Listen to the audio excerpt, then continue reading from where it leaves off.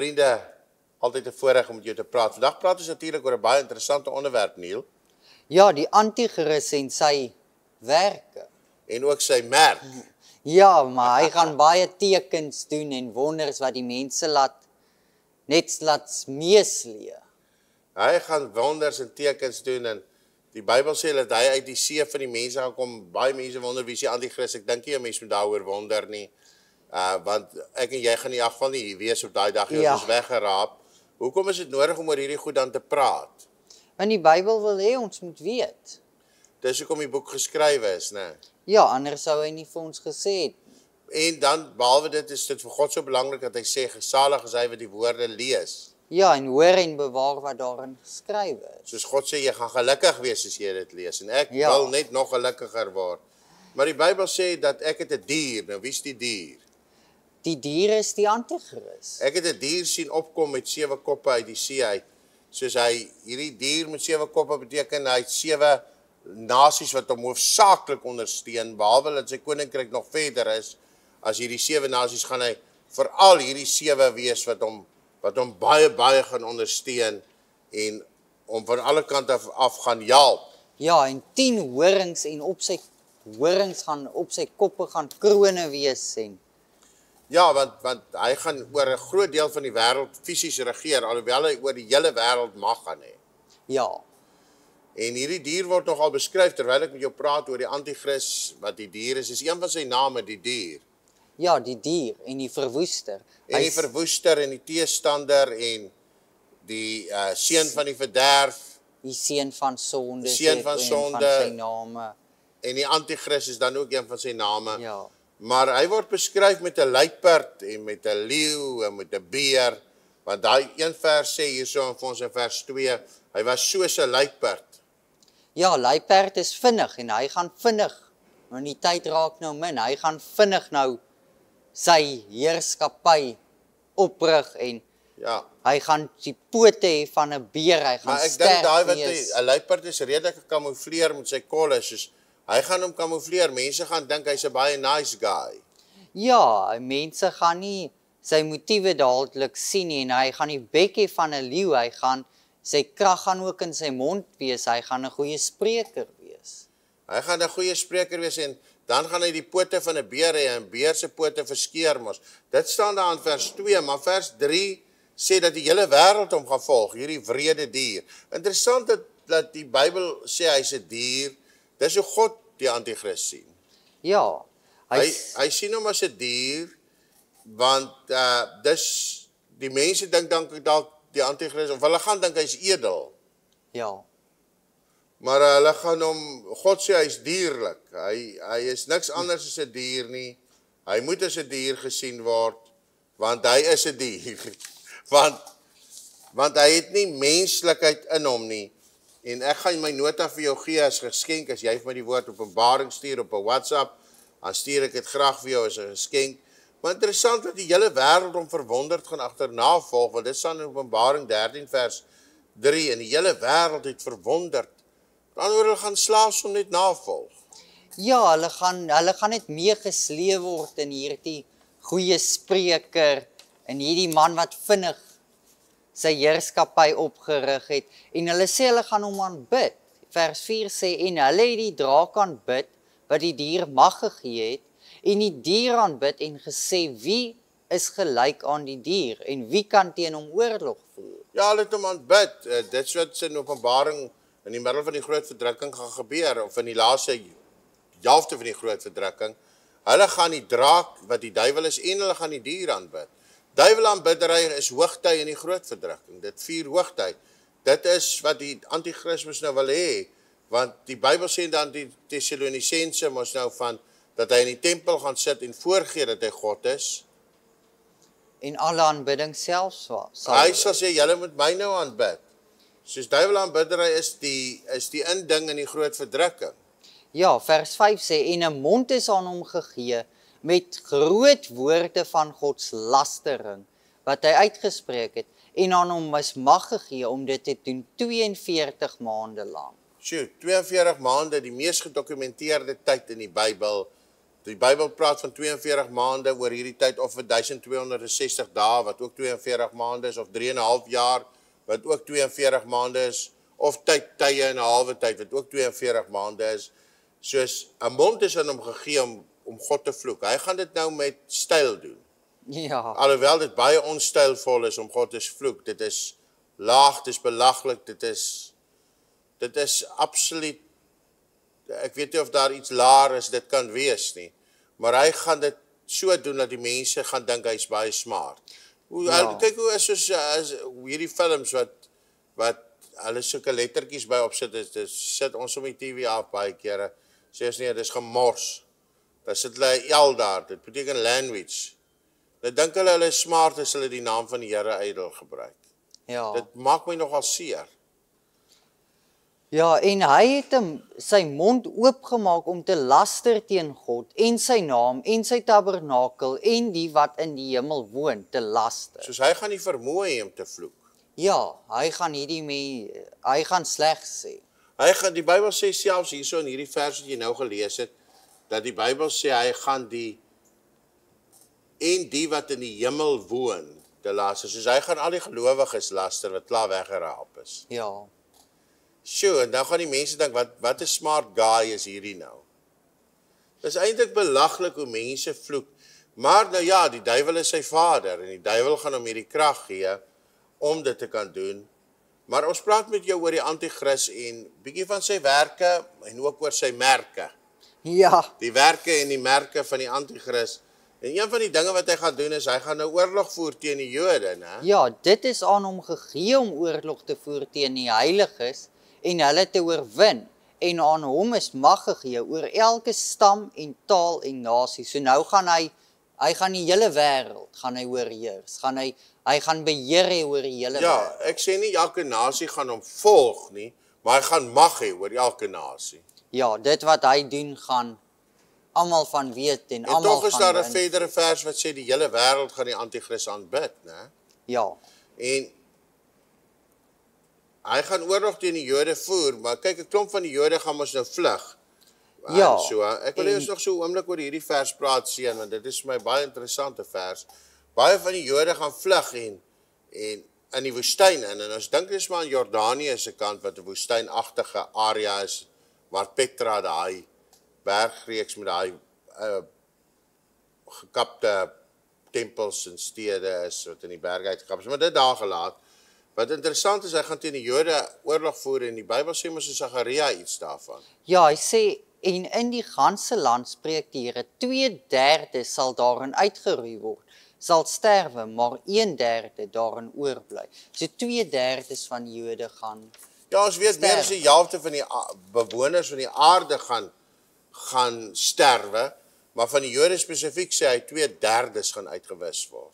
Ja, die anti-kris gaan die Jode haat. En hy sê in Markus, ek dink in Matteus ook, sê hy as hierdie daar nie verkort sou word nie, sou geen vlees meer oorleef het nie. Ja, dis hoekom in die laaste deel van die groot verdrukking wat so kwaai is, waar hy teen die Jode oorlog voer net 3,5 jaar lank is 'n verkorte tydperk. Ja. En die mense, die hele aarde gaan die anti-kris aanbid. So sê die Bybel daar in vers 8, hy sê die bewoners van die aarde sal hom aanbid, want hulle name sê in die boek van die lewe nie. Ja, hy sê en al die bewoners van die aarde sal hom aanbid. Almal wie se name nie van die grondlegging van die wêreld af in die boek van die lewe van die lam wat geslag is, geskrywe is nie. Soos as dit bevind is dat jy iewers in tyd van die grondlegging af tot op daardie tyd nie jou naam in die boek van die lewe het nie, gaan jy Verlore jy gaan verlore. Jy gaan verlore gaan en jy gaan meegesleep word aan hierdie duiwelaanbiddery. Ja, en dit is baie belangrik dat ons seker maak, dat mense seker maak, daar's niks belangriker, geen saak is belangriker as dat jy seker maak dat jou naam in die boek van die lewe is. Ja, Jy definitief. jou naam kan op 100 kerkregisters wees, jy kan vandag aan die kerk behoort en môre aan daai ene en oormôre aan nog ene, is nie te sê jou naam is in die boek van die lewe nie. Jy kan 'n paus wees, is nie te sê jou naam is in die boek van die lewe nie. Ja. Jy kan skatryk wees, jy kan R1000 vir die kerk gee, dis nie te sê jou naam is in die boek van die lewe nie. My vraag is, vriend, Nie of jy geld vir die kerk gee en of jy in 'n kerk behoort nie. Tuurlik, almal is veronderstel om geld vir die werk van God te wil gee. Natuurlik moet ons, die Bybel sê 2 is beter as 1, ons moet by mekaar staan en ons moet deel van die gemeente wees, natuurlik. Maar die vraag is vandag, is jou naam in die boek van die lewe? Dis die vraag, want as jou naam nie opgeteken is nie, het jy 'n probleem en dan gaan jy verlore gaan. Ja, die King James sê dit 'n bietjie anderster.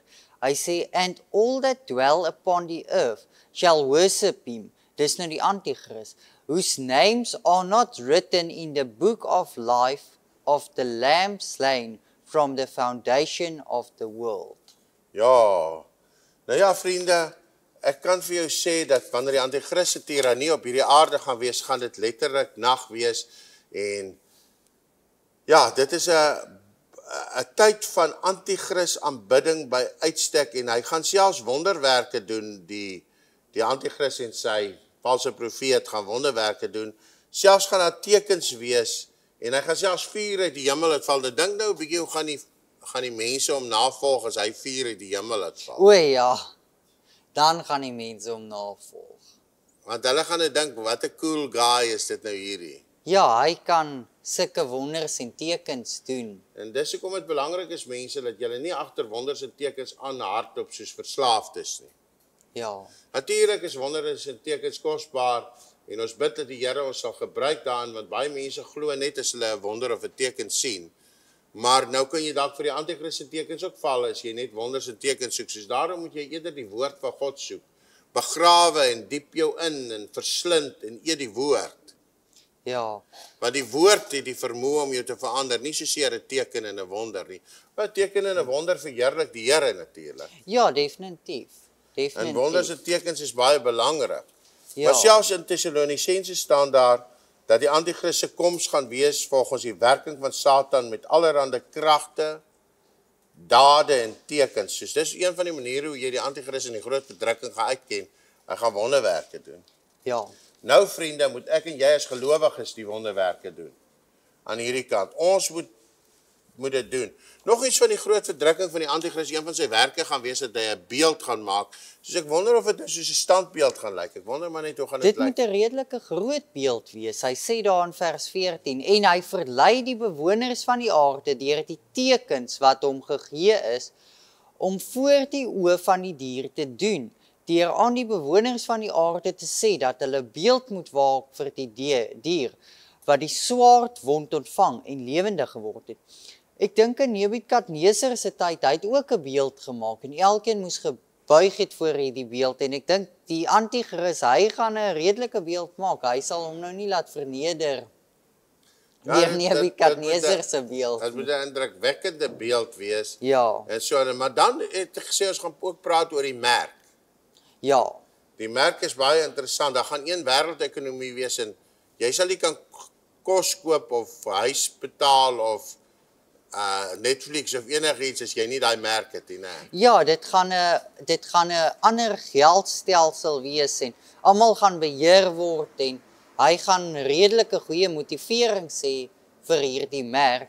Hy sê in vers 15 en dit is aan hom gegee. Vers 16. Vers 16. En hy maak dat aan almal klein en groot en die rykes en die armes, die vrymense en die slawe 'n merk op hulle regterhand en op hulle voorhoof gegee word. Soos hy gaan maak dit almal 'n merk. Ja. Op hulle Ja. regterhand of op die voorkop. Eerste ding as iemand aankom en sien hulle, okay, jy het die merk of jy het nie die merk nie. Ja, as jy by 'n winkel inkom, het jy of het jy nie. Jy gaan seker sommer net so scan met jou hand neem mekaar. Heel moontlik, as ek nou kyk hoe hulle deesdae die honde inchip, is dit net so klein ryskorrelagtige dingetjie wat hulle die hond inspuit en dan chip jy 'n hond in, dan kan jy hond volg en so en dis miskien heel moontlik wat gaan gebeur. Hier's nou miljoene mense met die wegraping weg, al paar biljoen dood en hulle moet nou mense kan beheer. Hulle moet weet wie bestaan nog en ek Ja. glo daai chip sal ook nou kan wys natuurlik na 'n tyd of die ou gesterwe het, want hulle sal agterkom iets in die chip sal aandui hierdie chip het nie beweeg nie, hierdie chip het nou vir 2 maande op een plek doodstil gebly lê Ek glo dit gaan soos 'n GPS ook wees. Ja, so hulle sal mense kan beheer. En so sê hy verder in vers 17, sodat niemand kan koop of verkoop nie, behalwe hy wat die merk of die naam van die dier of die getal van sy naam het.